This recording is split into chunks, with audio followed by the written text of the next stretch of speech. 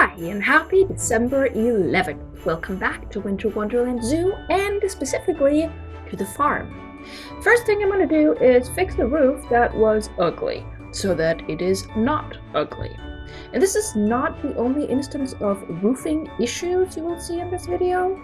So, yeah, because after this, me, will be building the farm itself, which is the restaurant. Because if there is one thing guests always are in this game, it is hungry, and also thirsty.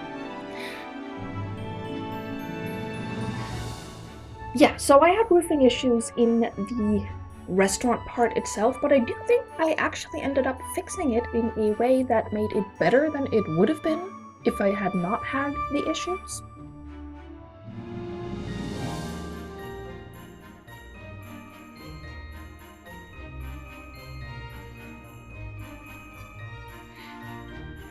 This is one of the few builds in this zoo where I had a specific reference.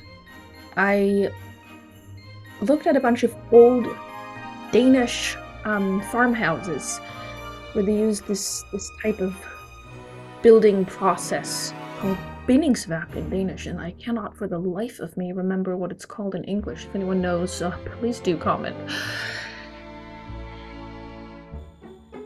It's where you take these wood beams and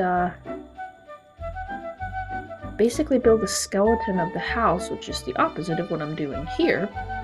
But in real life, you would build a skeleton of the house first using these wood beams, and then fill in all the gaps between them with, well, if you're rich, I guess you could use bricks, but most people just used clay and straw, and which is why I'm using the mud panels, because the structure of those is pretty close to what it would look like in real life.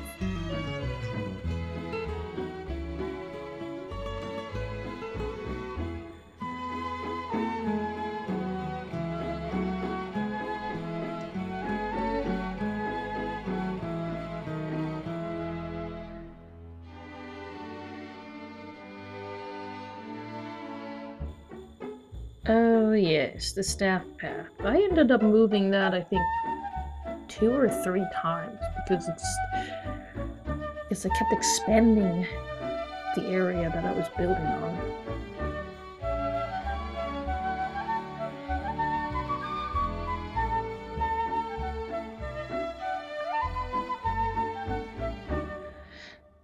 And what I did, of course, here, as you have already seen, is I made 3 different wall pieces, 3 separate, the one with the straight line, the one with the 2 ones with the corner pieces that look slightly different.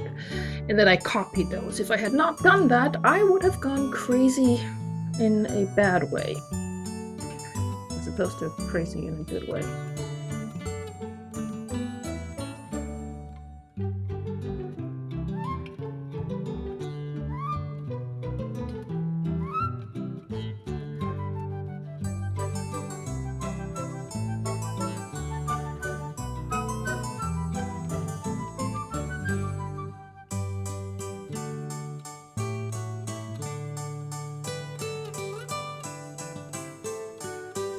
Is anyone else getting medieval vibes from this Christmas music thing?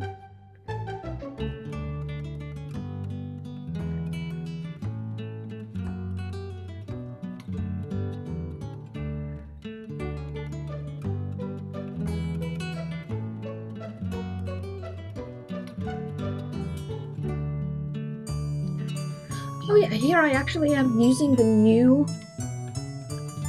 the news pack, which is still the news pack when this one airs, yes, because the newest one is coming December 13th, so in 2 days. But anyway, this is the Twilight brick that you can see right there. I used it for the floor and for the bottom part of the walls. And as per usual, everything must be covered.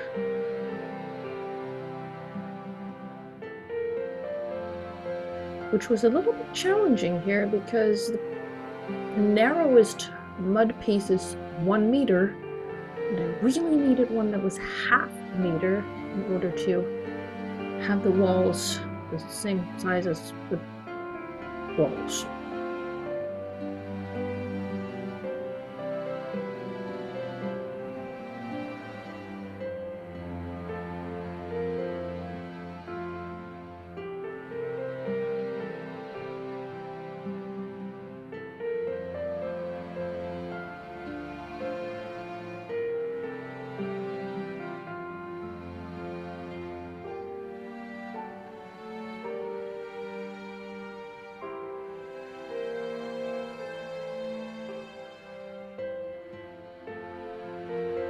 In fact, in this particular build, the whole everything must be covered went a little bit further than most of them because, well, we'll see in a second, but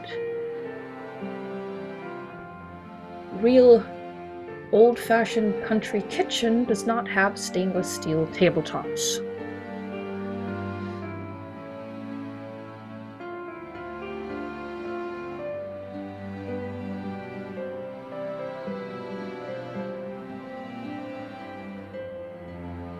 And yes, I do realize there was a thing sticking out. I did fix that. I also cut out a bunch of stuff in this video so as to not make it 40 minutes long.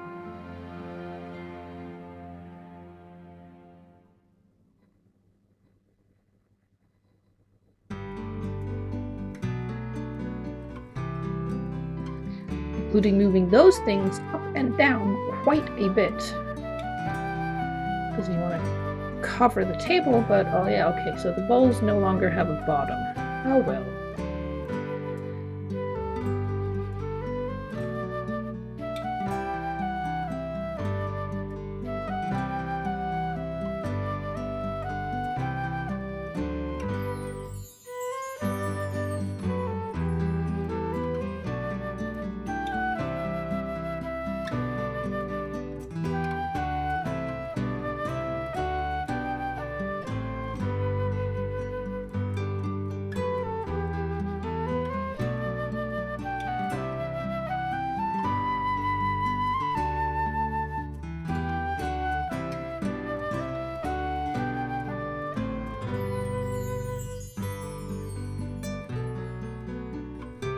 Oh yeah, I completely forgot about this. This being this little table for the hypothetical waiters. Apparently there are no waiters or waitresses in restaurants. People just magically appear at the table already fed.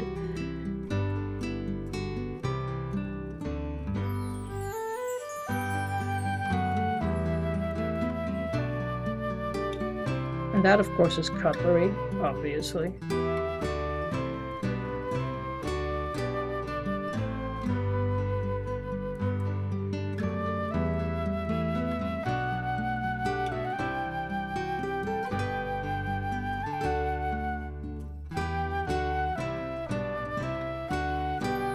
I really wish we had bread in this game, because it does look a little bit weird. There's this big bowl of potatoes for no reason. Normally you would have, well, you would have bread. Now I want bread. I always want bread.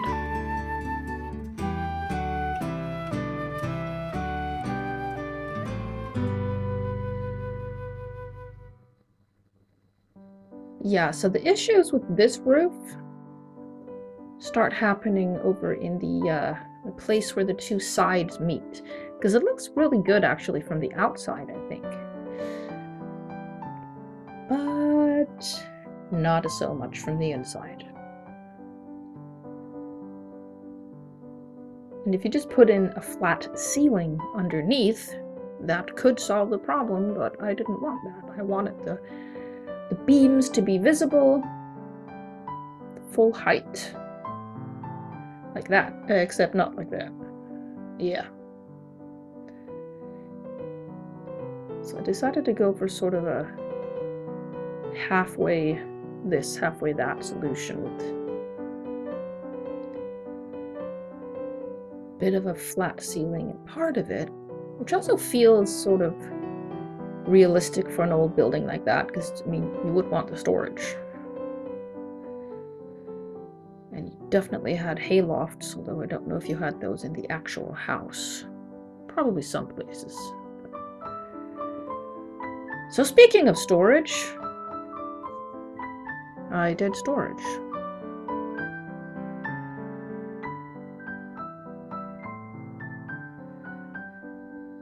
I've been using these Arctic doors and windows for so many things. I used them for the goat place in the barn. I used them as a like a low wall. And here the windows are a box, the doors are a large box. I mean, you can obviously see me making these things here, so you can do them on your own if you want to, but if there are any of my little creations that you want me to put on the gallery, please drop a comment and I will do so. Whether it's the little window box or the blue Christmas tree or whatever. I shall fulfill your Christmas requests.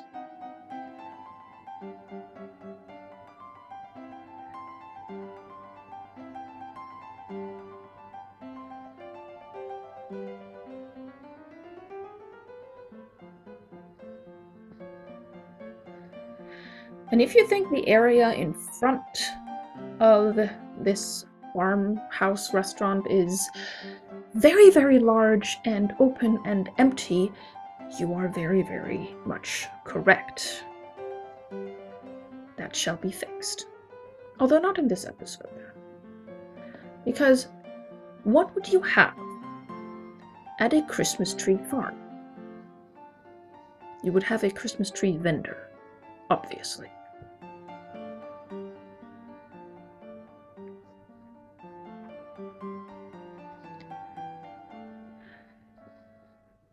And tomorrow, when I put in the ponies, that is the other habitat linked to the farm area, gotta have ponies, I will also be putting in a little Christmas tree vendor area. Which again, I think turned out super cute, actually.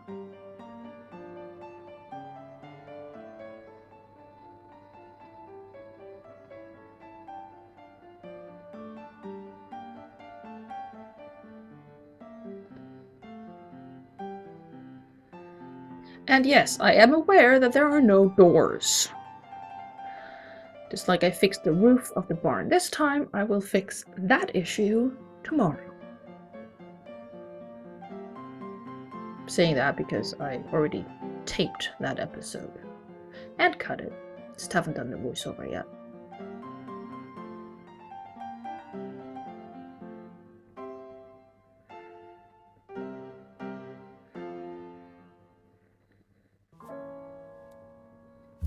And we are almost at the cinematic shots.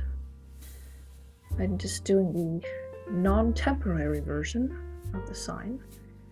Here we go. The Chèvre Cheval family Christmas tree farm. Chèvre being French for goat and cheval for horse. So, yeah.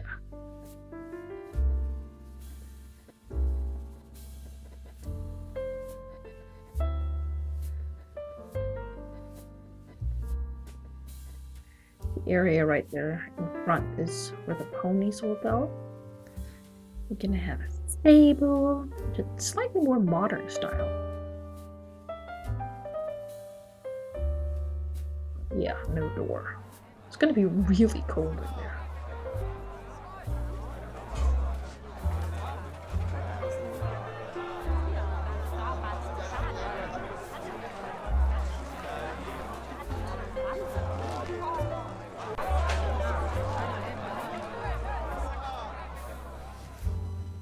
May your December 11th be both merry and bright, and I hope to see you again tomorrow. Bye!